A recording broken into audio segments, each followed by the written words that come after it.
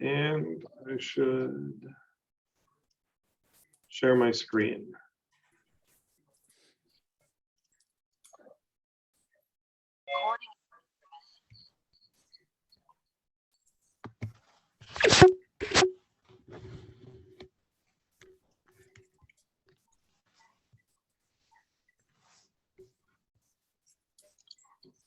Can everybody see that? Oh, still got people coming.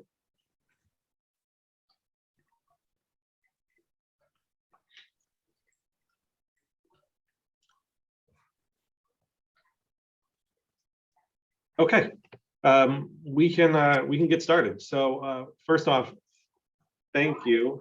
How do I do this now? Wait, start from beginning. That looks better. Thanks for joining tonight. Mr. Hyde and myself have been working with all of the administrators and even the board. Last month we presented, sorry, it wasn't last month, it was this month. We presented our first presentation regarding the budget that Mr. Hyde's gonna kind of review a little bit. This is our second meeting and a workshop that we want to make as interactive as possible. Look forward to your feedback, your recommendations, and your comments as we continue through tonight. As always, we'll let Mr. Hyde, our business manager, kind of take the lead here and walk us through some numbers. Thank you, Dr. Stevens. Thank you, everyone, for joining us tonight. Just to recap our budget workshop number 1 that we had 2 weeks ago at the previous board meeting. Very quickly, we are projecting a fund balance at the end of this current school year at $4.75 million. That includes an increase of $924,000 in the black for the current school year. That would account for unreserved fund balance of $2.8 million and $1.9 million in reserves.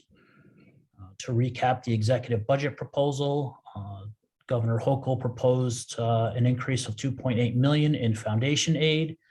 That's the biggest increase that we've ever had. It's over 19% increase. We're usually at about 1 to 3% before the legislature increases it. And our overall total aid increase comes in at approximately $3.3 million when you factor in all the expense-driven aids and building aid. We did a preliminary tax cap levy calculation, and our maximum levy is $7.5 million, which would be a year-over-year increase of approximately 2.2%.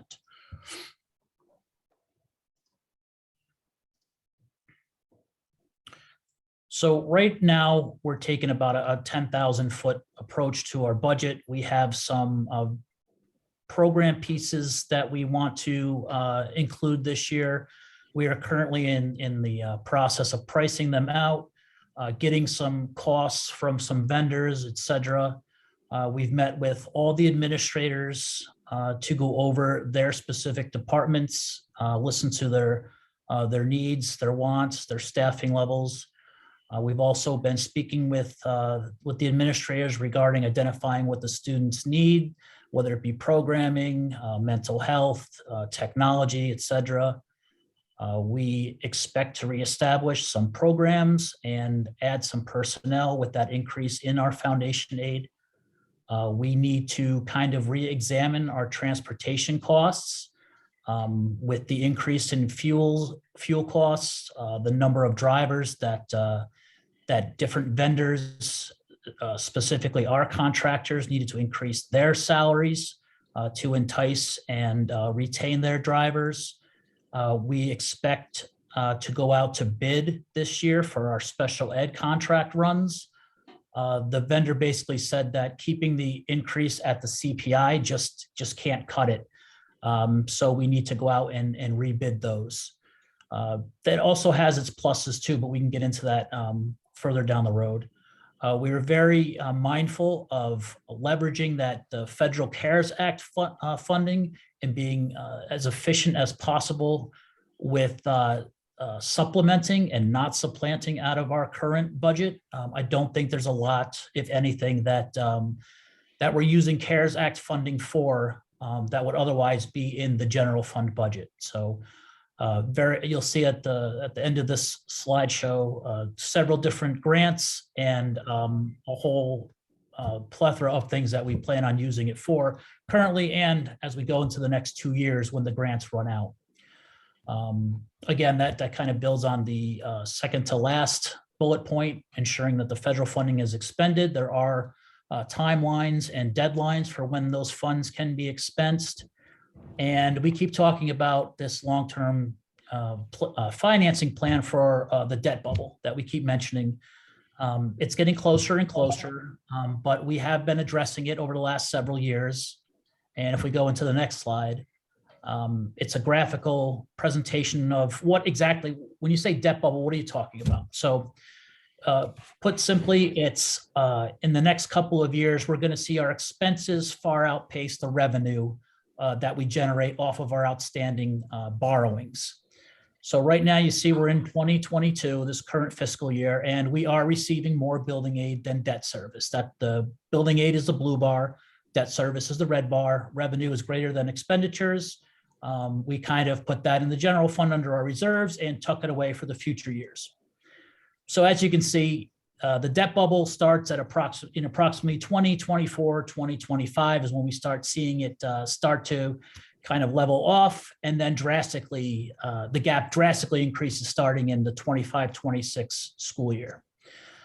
The reason why we keep emphasizing this is that although the increase in foundation aid is great, we still need to be mindful that we do have some long-term obligations that are on the horizon, and we need to plan for those expenses, and we have been, and we continue to do so. But the biggest point, the biggest takeaway I wanted to mention about this is this green line that kind of goes, mirrors the bar chart here. That would be the percent that the amount that we would be able to levy on our tax rolls. There's a capital levy exclusion, which can be applied to your tax levy in addition to your maximum levy. So the 2%, this would be in addition to that year over year increase. So we want to mitigate any impact at all on the taxpayers. And that's why we keep putting money away in our reserves and growing our fund balance. It's not to hoard money, it's to appropriate that fund balance when these deficits start hitting. Dr. Stevens, if you go to the next slide. Just to point out really quick, Mr. Hyde, this on the left-hand side, this 0, 1, 2, 3, those are millions. So when you look at this and you see from 25 to 26, that green line is over $1 million, and that is pretty steady from 26 through 30 I'm sorry, 26 through 31, and then is just under $1 million for the next 3 years. So we're talking about, roughly $1 million each year needed to pay this debt back for $9 million, if you will, over this course. So just to put in perspective of what this bubble really is. And so this is the real world application of that capital levy exclusion. In the center column, that is actually our current levy limit, 7.5 million. So in order to make a nice round number, I just plugged in 460,000 to show how that actually affects the taxpayers. So if we don't address that deficit, that's the amount that goes on to the tax roll. And so that is why we keep increasing our fund balance and et cetera, our reserves, long-term planning to address this and take that levy exclusion to lower it, to mitigate it as much as possible. And that's where that number gets plugged into our formula. And that's exactly how it would look.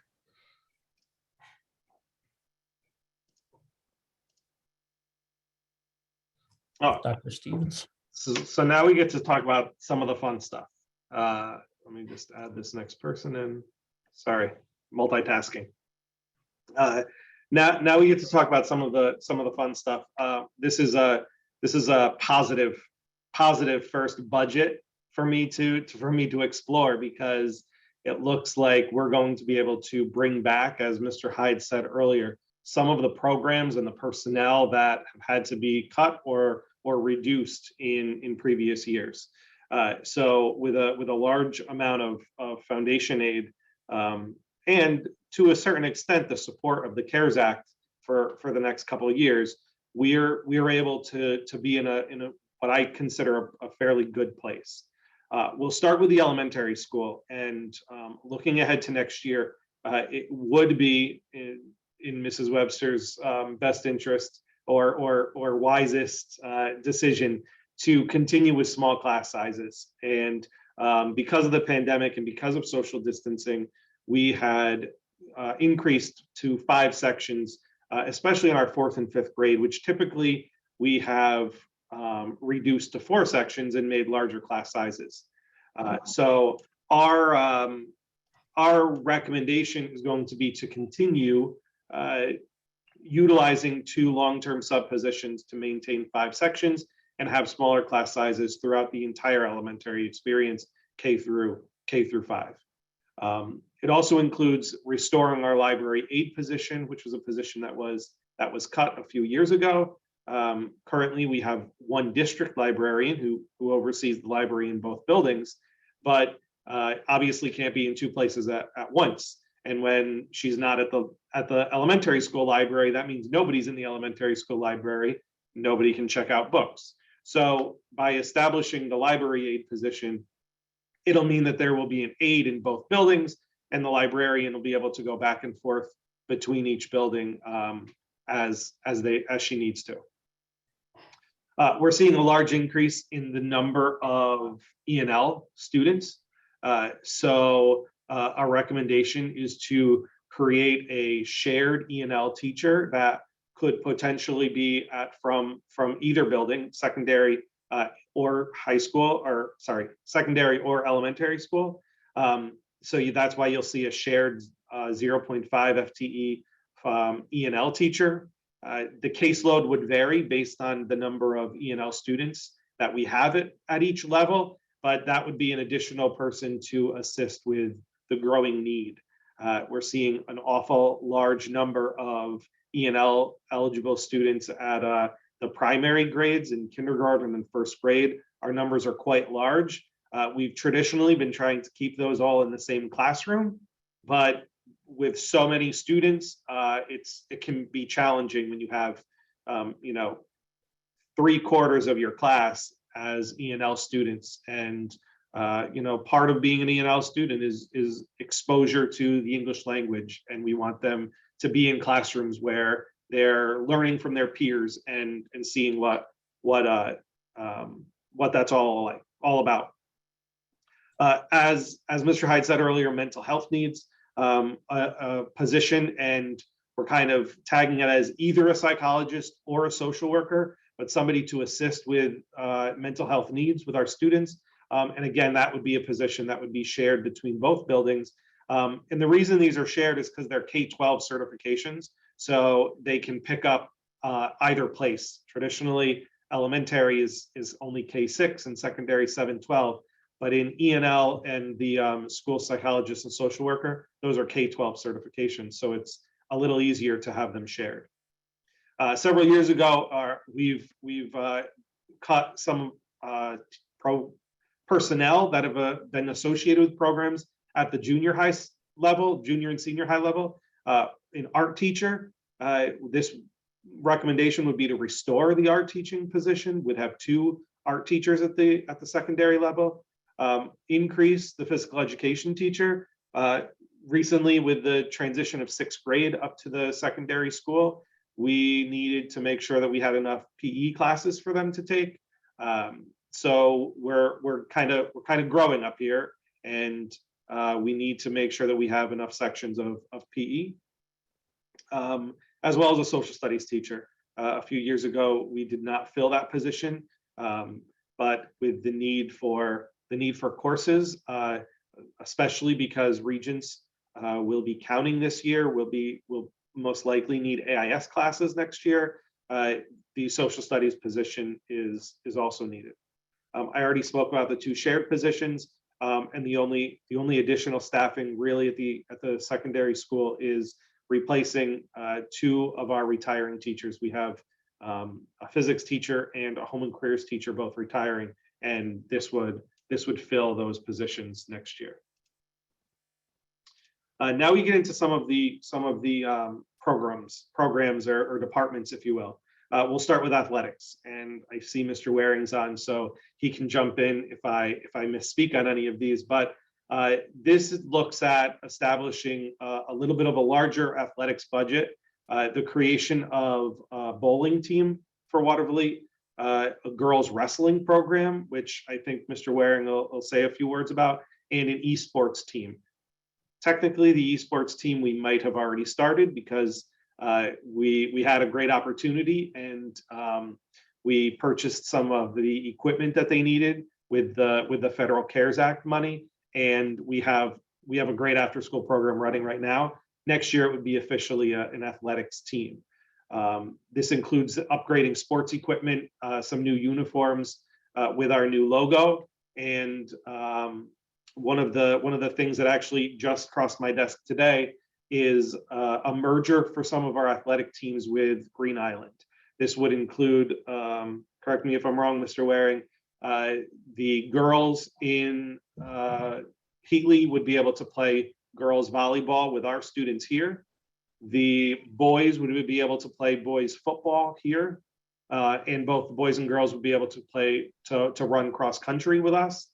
And then our boys and girls that are interested in soccer would be able to play with Heatley for their soccer program. I'll let Mr. Waring say anything else that I may have misspoke. No, that was absolutely correct, Mr. Stevens. The bowling program is one we're really looking forward to bringing back. We formerly were a powerhouse within it was the Colonial at the time. So we're excited to get that program back. Girls wrestling is one of the largest expanding sports in New York State right now, and we're excited to get that off the ground. Coach Lane came to me interested in getting it running, so we are excited to get that side of wrestling up and running as well. And yes, the mergers with Green Island is essentially going to help all athletes, all levels. Probably will expand a couple of the levels immediately to include JV levels as well that we haven't had, which is exciting for all the kids. Absolutely. I think it's a great opportunity. We're so close. This would include a bus run. So, we want to make sure that our students after school can get to Heatley if they have practice there. And we want to make sure that students that are there can get to our program here and practice with our students here. So we would be looking at possibly running a daily bus run sometime as soon as elementary buses are back from delivering kids home, so that we can get any needs for practices back and forth. And Mr. Waring luckily has a clerical person in his office who oversees transportation, so she'll be able to hopefully make that work. The next department was curriculum and instruction. We are looking at piloting a new mathematics resource for our kindergarten through 8th grade. That's going to come at a cost. We're going to anticipate making a transition to a new program next year, but this would be piloting this new program and giving us an opportunity to start some professional development, learn more about the resources, and have a good start to that program. The other increase for that curriculum and instruction would be our coaching. Instructional coaching, we contract with BOCES, and they provide an instructional coach for weekly professional development for our teachers that's embedded right in their school day. Currently, they do 2 days a week. They spend predominantly 1 day at the elementary school and 1 day at the junior, senior high school. And we're looking to increase that to 3 days a week so that they can still provide the professional development sessions at each building, but include more of a coaching atmosphere as well to work with teachers in classrooms, observe things that are happening, check out lessons, and give teachers more of a one-on-one support that's not as possible to do when you're doing professional development sessions almost constantly for the 2 days that you're here. So right now, our instructional coach is wonderful. Hopefully, we get to keep her for another year or two, and we can continue to build professional opportunities for staff so that we can grow our instructional practices and support students. Special education, again, as Mr. Hyde said, there was a large increase in costs, whether that be because we had social distancing and we had to include more runs. Fuel costs we're anticipating are going to be higher next year. So because of that, we are looking at increasing our special ed transportation costs. And this is the only one that we threw money into just because we know that this is going to be a large chunk of change to make sure that we are accommodating for the contract. This, the last year we budgeted roughly $1 million, I think, for special education transportation, and it looks to be higher than that this year. So we need to be conservative in what we budget for next year to make sure that we're addressing those increased costs. In addition, this includes a special education teacher for both buildings based on cases, sizes of caseloads in classes needed. This would include a special education teacher. They're hard to find, but hopefully we have some graduating this year, and we'll have a large pool to pull from. Technology. So the budget includes continuing our one-to-one use of technology devices. Currently, we have Chromebooks for all students and staff, K through 12. We cycle them out.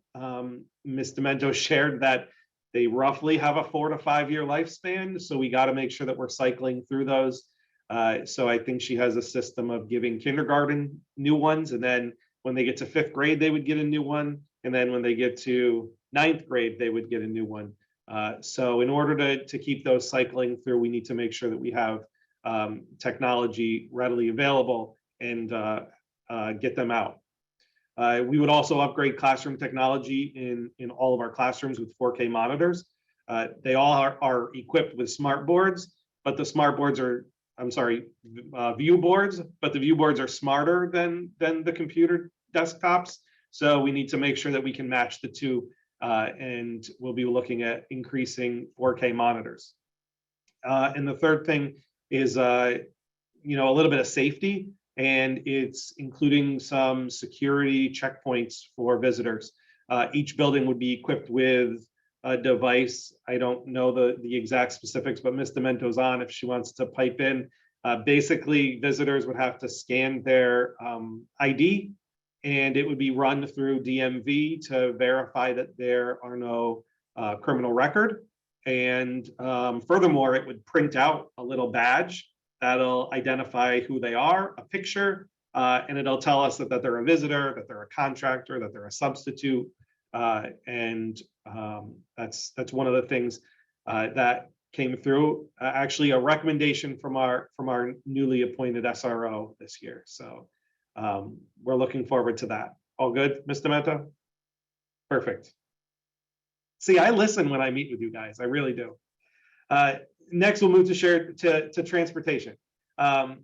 So our 5-year lease on our school buses are up. As you know, we have 3 district buses. We've utilized those quite a bit the last couple of years in the pandemic. They've been doing double duty, and it's time to renew that lease. So you will see a recommendation to lease 3 brand new buses this July. And last year we were in a different point. We were in a different place. Last year we had a long time bus driver retire. We didn't know what we were doing with transportation. As Mr. Hyde and I have said from the very beginning, we were not transportation directors. We didn't know how to drive a school bus. So we needed some support in making that happen. And we hired a shared transportation service through Capital Region BOCES. But as we've progressed through the year, we have 3 qualified drivers. We're in a really good place right now. And the recommendation is to to eliminate the shared transportation service next year. And I believe that Mrs. O'Brien, our transportation coordinator, will continue organizing transportation and make sure that we are working our transportation with our 3 buses to our contracts with Star and Strand and Durham. The last section here is kind of some other that kind of didn't fit into a category.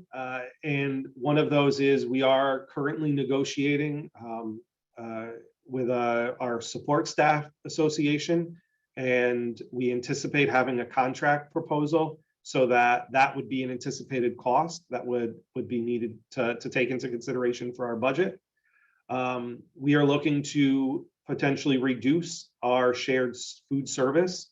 Currently, we have 2 days a week of shared service, and we would be looking to bring that down to 1 day a week, focusing on things like training for the staff, completing free and reduced lunch applications, some of the bidding that goes out.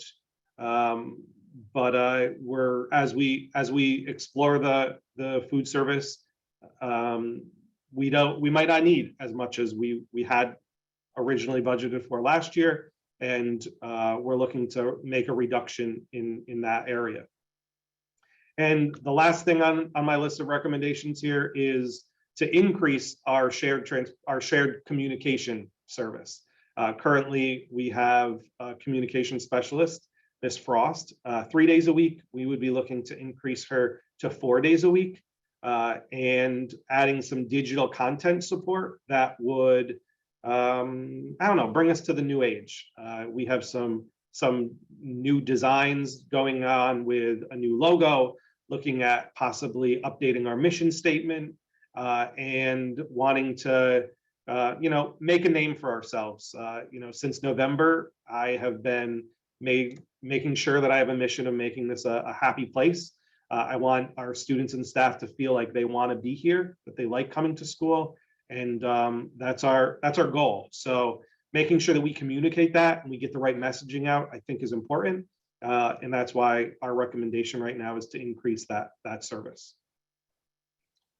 I think I have one more slide to just run through, and there's a lot on here. I apologize for all of it, but basically this outlines our federal funds. Yes, there's a lot of money tied into our federal funds that's associated with the pandemic relief, but I thought it was important to outline the kind of the expiration dates of those. This started back in March of 2020, and we got our first CARES Act bill, and it included ESSER 1 and Gear 1, these technical terms. And this really spoke about immediate needs that schools needed to continue their daily operation. Things like PPE, things like MERV filters for the classrooms, things for staffing of lunch monitors to make sure you had enough supervision, because you needed to have 9 times as many lunches in order to get all the kids through, because they all had to sit 6 feet apart. This was immediate actions that needed to take place relatively quickly. And those funds are set to expire the end of September, this upcoming September. Then CARES Act released another version, and that's what we have referred to as ESSER 2 and Gear 2, a little over $1 million. And now they started to outline that you could use this funding to support needs throughout the school associated with academics for students, raising your achievement because there's a lot of learning gaps, professional development to help teachers navigate remote learning, student resources that maybe we didn't budget for originally. This is where we got a lot of funding to go to a one-to-one initiative that we weren't at prior to the pandemic. Student resources, but included with earbuds and different manipulatives that could be used, online platforms that we could purchase so that students can use their Chromebooks at home and access websites or resources that they might not have had digitally before the pandemic. It also included some money for outdoor learning spaces. I think that our principals are exploring options of picnic tables and gazebos and what we can do to use some of that funding for healthy learning environments. Then we got the American Rescue Plan, and that included a large chunk of change for Waterville, roughly $3 million. We have a little bit longer to spend that money. That expires at the end of September in 2024. And this one calls for after-school enrichments. It aligns with substitute costs because districts had a lot of needs to cover classes because there were cases and we had teachers sometimes out for 10, 14 days, and we needed to cover their classrooms. Increased transportation costs. Like I said earlier, our buses were doing double the trips because last year they were making 2 elementary school runs and 2 junior, senior high school runs. And in fact, we're still making extra runs this year because of social distancing. So we were able to use that funding from the American Rescue Plan in order to offset those costs. It also includes health and safety things, air filters and new equipment that's needed, and enhancements to the building. If you remember our last presentation or the last board meeting, we had our architects who shared some potential updates like a storage space for some of our outdoor equipment and vehicles, new generators for both, or generators, we don't have them, so generators for both of our buildings to stay operational in the event of a power outage, new signage for communication, electronic signage at both buildings, and there was one more thing in that package. I don't know. I'll think of it at some point. So that's roughly how that $3 million is being spent. And then there's these other 2 as well, ARP state reserves, another balance of money, but these were very specific. You could only use it for increased summer school opportunities, after school learning, and then academic interventions. Had to be very specific. So we have the potential of hiring additional AIS teachers, reading and math interventionalists at both buildings. We have after school tutoring or AIS services that we can start implementing. And then we'll make sure that we have good summer school opportunities for K-12. Traditionally, we've really focused on K-8 with our extra grant, but this is going to allow us to do a really strategic K-12 program. A lot of courses for our secondary school that we may not have been able to offer for summer school before, but we want to make sure that students are successful, that they have an opportunity to address their gaps in learning that may have been created from the pandemic. And the very last one there is just a homeless grant focused specifically for any homeless children and youth. And these are for specific needs that might arise from many homeless students.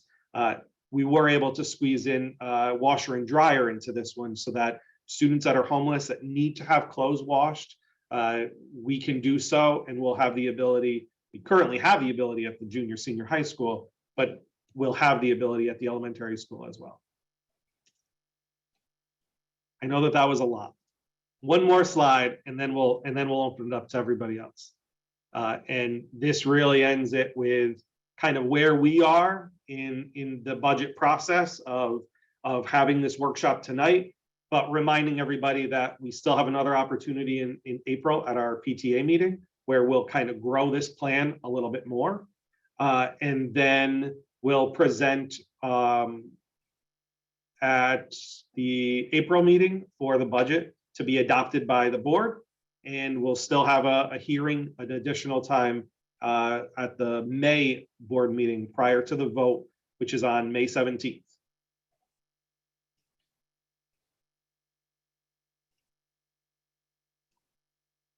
So we'll open it up to anybody else. Questions, comments, thoughts? Mr. Hyde, was there anything that I stumbled over as I went through the last several slides? No, that was very comprehensive. Thank you.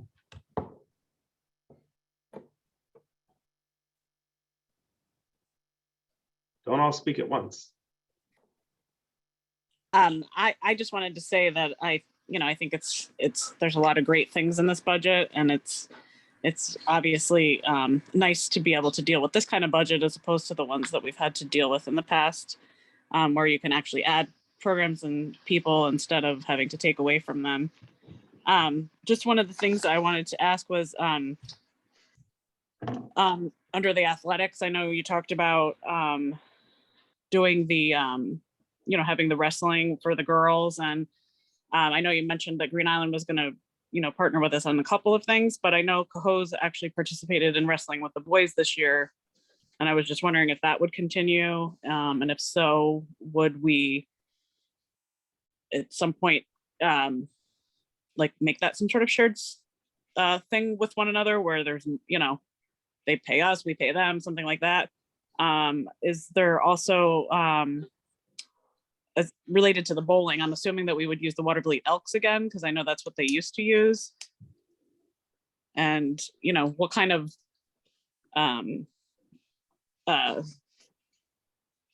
other, if that's going to be for boys and girls, I'm assuming. And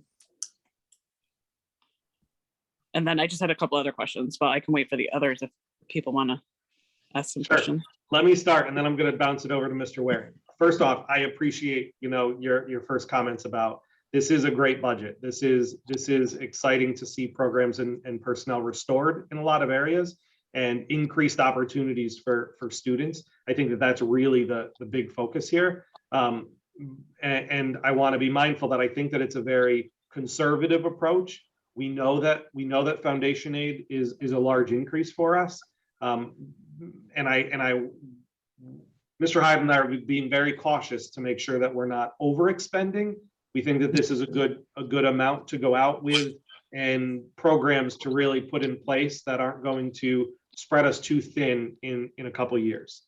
Regarding athletics, I do know that the merger for the current athletics that we mentioned while I was talking is really just for the fall.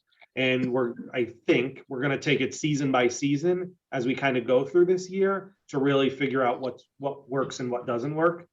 Mm-hmm.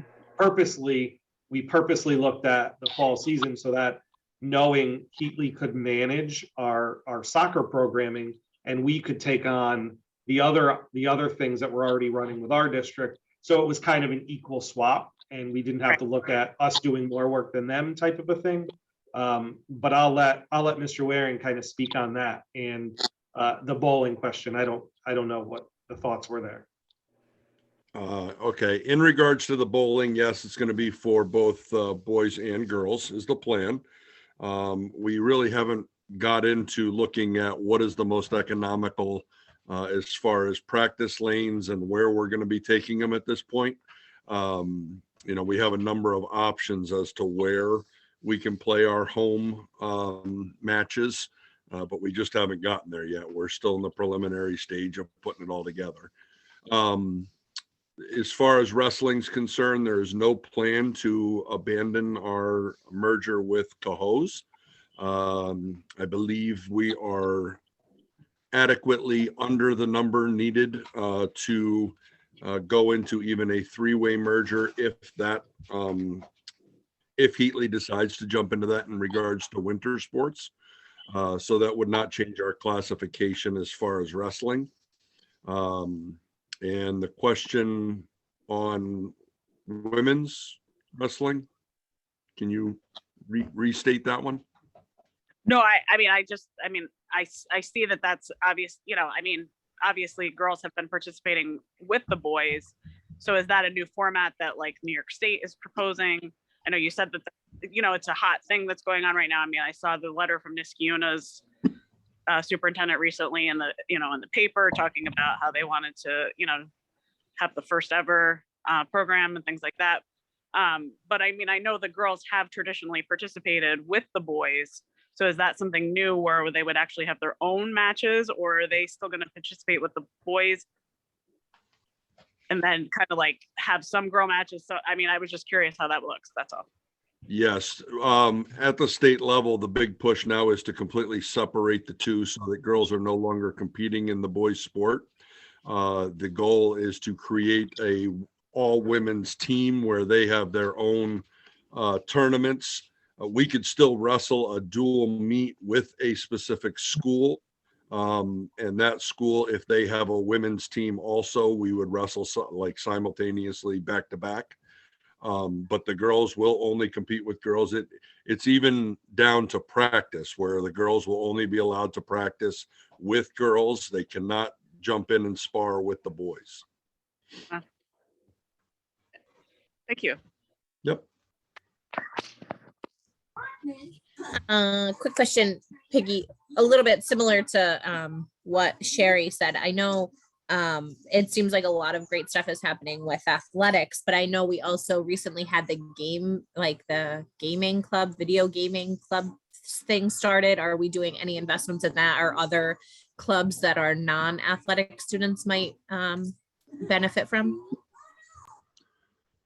Yeah, we kind of just jumped into the gaming world. So we're running with the equipment that we have, and Ms. Demento's done an unbelievable job of using our school, updating our school equipment to be able to operate the first couple games that we jumped into. As we go, we'll look to expand and purchase some different equipment that we can play additional games on. So it's really just at a starting point now, but we have budgeted for some increase in the technology for specific games that are out there. Mr. Stevens, I saw you were going to jump in. Just that, yeah, you might remember last year we were extended the extra grant, and that is a great amount of money to support our after school activities. So that really is continuing to support things like our drama program and art clubs in both buildings. Some of those other non-athletic programs, the budget doesn't really take into those, but having that grant for another 5 years makes sure that we're still able to offer a well-rounded opportunity for students. If they're not interested in sports or gaming, there's a lot of other things that they can get involved in. Great, thank you. I got a quick one. Oh, go ahead, Tim. I just saw, well, with you speaking about the shared services with the food service. I see you want to drop it down to 1 day, which is amazing. What is the cost for dropping it? Just out of curiosity. We don't know yet. We don't have an itemized budget. Part of the reason why there's not really numbers on many of the recommendations that we put up today. We don't know all of those calculations. We're currently asking for prices.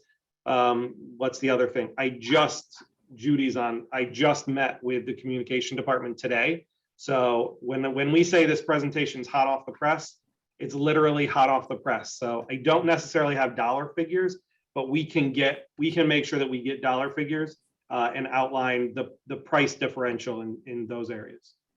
Okay, thank you. Dr. Stevens, the band program, is that going to return to a regular day format, or are we going to continue to have it, sort of separate of the day? Because I know, for instance, right now the high schoolers go in at 7:30 to do band, but they don't start their school day until, 8. So I was just wondering if that was going to return to the regular, I think it used to be like second period during the day, or if, because now we have the, 6th graders up there as well, if that's the part of the reason as to why band was kind of switched. I wish there was an easy answer. I'll let Mr. Grote chime in. So we thought this was going to be a possible solution to a problem that we've had for several years. And the problem is that there's just not enough periods in a day. And no matter what period we assign band to, especially for high school students, they miss out on something else. And it really was a scheduling problem that kids couldn't join band if they wanted to take, I don't know, physics, because we're not large enough to offer them multiple classes of physics. Physics is offered, there's a section of physics.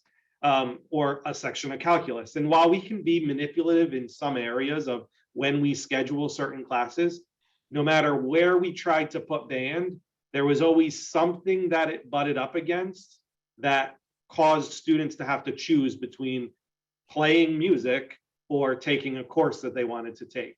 So we thought it was a weird year anyway. We'd throw out the idea of doing it right before school. That way students didn't have to make a choice and they would have the opportunity to play band and have a full schedule of 8 periods that they could fill with classes. You're muted, Mr. Grote, if you're trying to talk. I was actually asking my son to turn the TV down because it was so loud in the background. But yeah, I think what you said is exactly true. The other piece that I would add to that is that over the last couple of years, we've had to, because of COVID, run a consolidated schedule. So in order to be able to do that and give the students still an opportunity to be able to gain the credits or the experience, I just think that now we're in a position where these students need enough courses to be able to take. So I think it's going to be very difficult to bring band back into a regular schedule again. I mean, we'd love to be able to do that, but it really depends on what we're going to be able to offer our students, especially those students that we're going to look ahead and think about what their path is for graduation. So right now we've been working through some scheduling options, and I'm hoping to be able to, in the next month or so, have a better idea of what we can or can't do within our schedule. Thank you. Okay, this is my last question because this is supposed to be like a budget forum for everyone, not just for the board. So I feel kind of bad. But one of the things I think that's everyone's been talking a lot about is mental health. And I know that at the state level, they're really looking at extra funding for school counselors and things like that.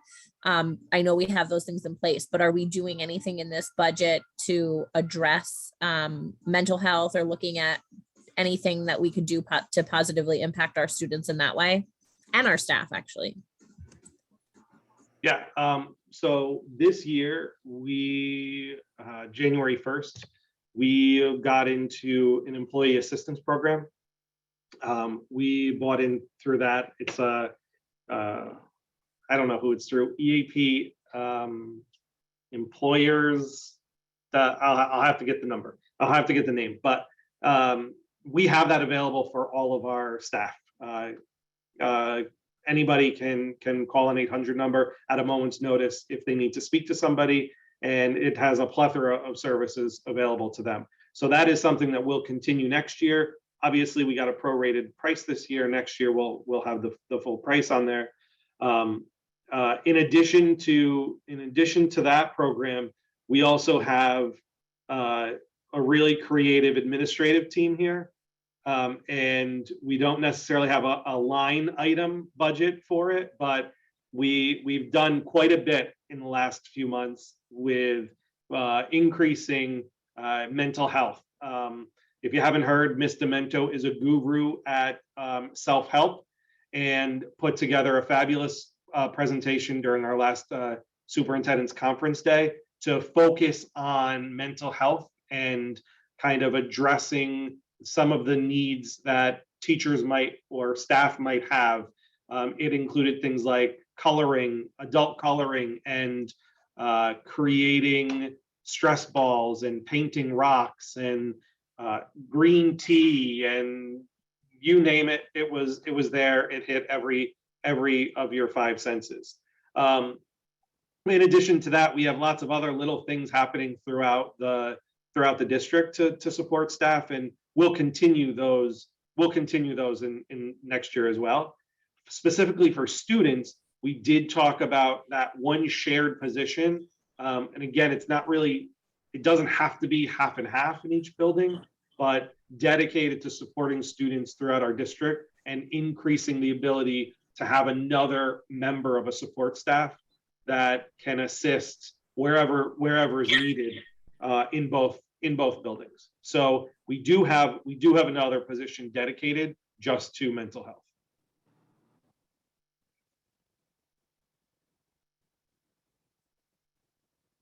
That's also part of the regular curriculum for health now too, isn't it? Mental health is a part of the component. that's taught during the regular health class. Yes, yep. And we have health. Health is offered to our students through some of their science class, K-5, part of their elementary curriculum. And then they now have a quarter of health, a quarter credit in 6th, 7th, and 8th grade. And then they have a credit in high school as well. Water not from out here. Look,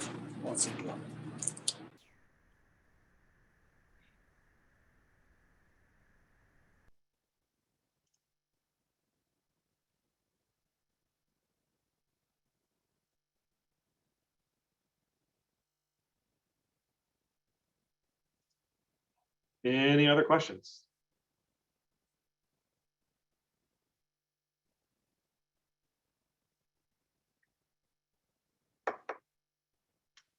All right. Well, like I said, hopefully we continue building a budget that everybody can be proud of. Our next workshop will be on the 5th, April 5th. It'll be at the elementary school PTA meeting. Thumbs up, Mrs. Gilchrist, is that virtual? All right, so a virtual meeting on April 5th. And we'll see what else we can do to continue developing this and share the next steps. In the meantime, as always, if you have questions, concerns, please feel free to reach out, send an email or a phone call to Mr. Hyde or myself, and we'll see everybody soon.